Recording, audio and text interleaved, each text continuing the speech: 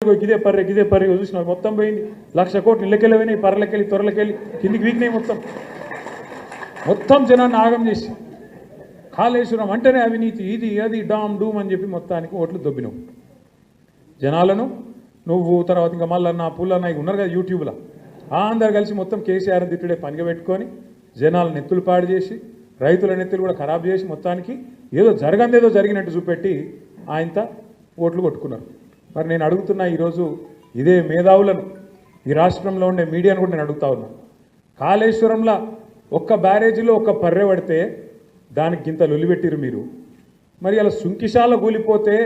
అక్కడ రిటైనింగ్ వాళ్ళు కూలిపోతే ఎవ్వరు మాట్లాడరు బీజేపీ వాడు మాట్లాడాడు కాంగ్రెస్ వాడు కుయ్యనడు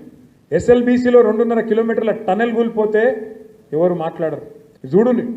ఇలా రేవంత్ రెడ్డికి రక్షణ కవచంలాగున్నది ఎవరో కాదు బీజేపీ లేకపోతే మేడిగడ్డల పర్రె పట్టింది